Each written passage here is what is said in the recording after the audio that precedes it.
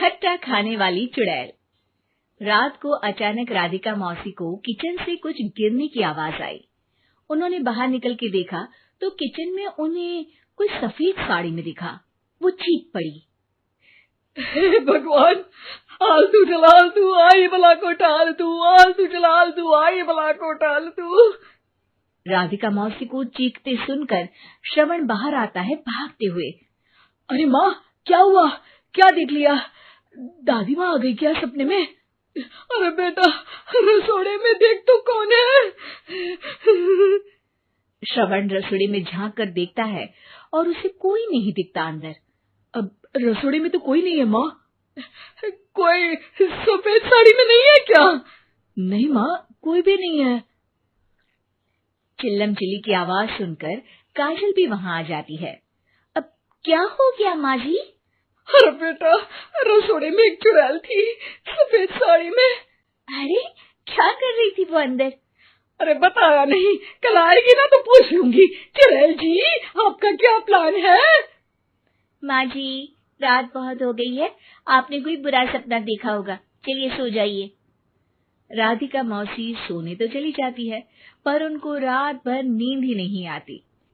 वो कुछ भी उलझुल बातें सोचने लगती है।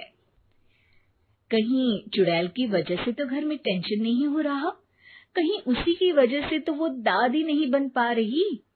सुबह जब राधिका मौसी रसोड़े में छानबीन करती है तो पाती है कि नींबू का अचार गायब है।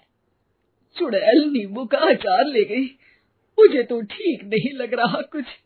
चुड़ैल को भी पता है कि जिंदगी का असली मजा तो खट्टे में ही है। राधिका मौसी झट से श्रवण को फोन कर देती है। बेटा, मुझे समस्या समझ में आ गई है, हमें एक तांत्रिक की जरूरत है। अरे क्या बोल रही हो माँ, तांत्रिक की क्या जरूरत है? आप पूजा पाठ तो कर ही रही हो ना।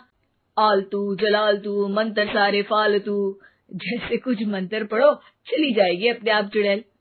अरे नहीं बेटा, कभी चुड़ैल को कम नहीं समझते। अरे तुझे पता भी नहीं चलेगा कि कभी वो छल करके काजल की जगह घर की बहू खुद बन जाएगी। क्या माँ, कुछ भी बोल रही हो? कहाँ काजल और कहाँ चुड़ैल। वैसे एक बात बताओ, काजल को अगर गाने के लिए बोल देना तो चुड़ैल काजल की आवाज सुनकर घर तो क्या धरती लोग छोड़कर चली जाएगी।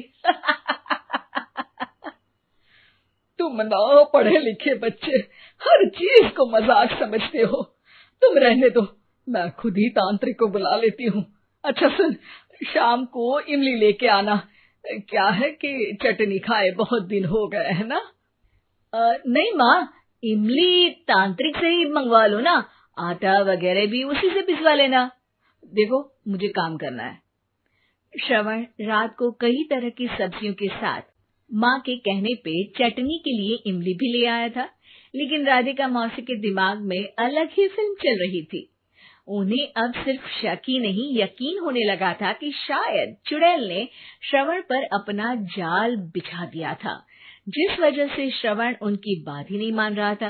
पर कोई नहीं, आने वाली रात में राधिका मौसी खुद तैयार हो गई चुड़ैल को पकड़ने के लिए।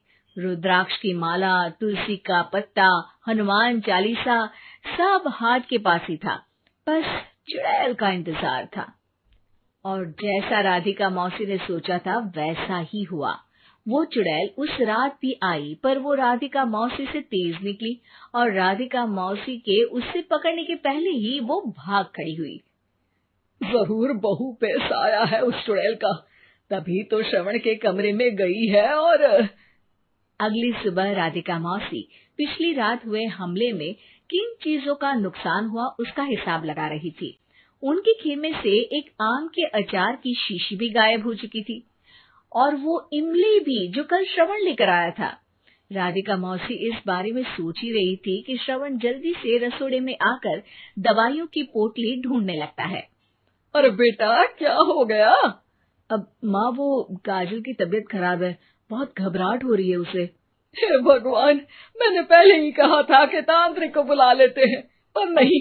अब देखो, उस चुड़ैल ने काजल को अपने वश में करना शुरू भी कर दिया है। हालांकि श्रवण भूतों में विश्वास नहीं करता था, पर अब वो भी डर जाता है। और राजी हो जाता है एक तांत्रिक को बुलाने के लिए। कुछ ही घंटों में तांत्रिक आ जाते हैं और राधिका मौसी तांत्रिक जी को सब बता देती है।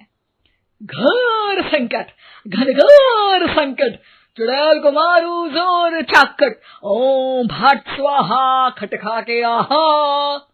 अरे ये क्या मंत्र है? मेरे खुद के ओरिजिनल मंत्र है, कल रात को ही लिखे हैं, अच्छे लगे तो दाद चाहूंगा। एक और मंत्र सुनो, अर्ज किया है आब्राकडाब्रा, दिल्ली बम्बई आगरा, चंदा मामा सोरले सुरन मामू जारा। ये मंत्र है? अरे कोई 40 वालीसा पढ़ो ना। वक्त कम है, 40 नहीं पड़ेंगे, 20-25 में काम चलाना पड़ेगा। अलग निरंजन जाके लंदन, मुफ्त का मंजान घिस मेरे नंदन। अरे जल्दी करो तांत्रिक जी, जल्दी करो। तांत्रिक अपने उल झलूल मंत्र पढ़ने लगता है। श्रवण को तांत्रिक पे शक होता है। वो अपने एक डॉक्टर दोस्त को कॉल कर देता है ताकि कोई अनहोनी हो तो इमरजेंसी में चीजें मैनेज हो जाए।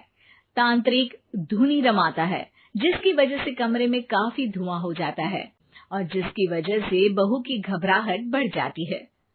अब भागेगी चुड़ैल। हाँ। बहू खांसते हुए धुएं से बचने के लिए बाहर चली जाती है। अरे भाग रही है, भाग रही है।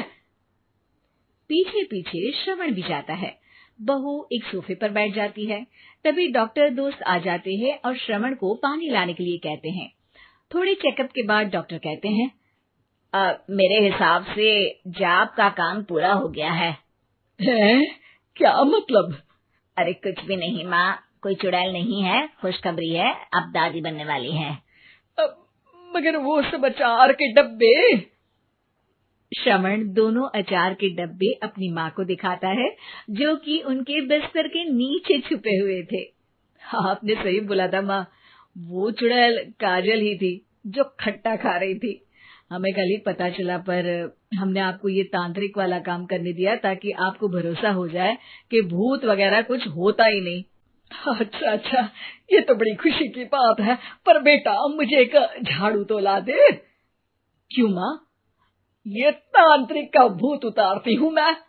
अब तांत्रिक राधा मौसी के डर से घर से भाग निकलता है और राधा मौसी उसके पीछे भागती है।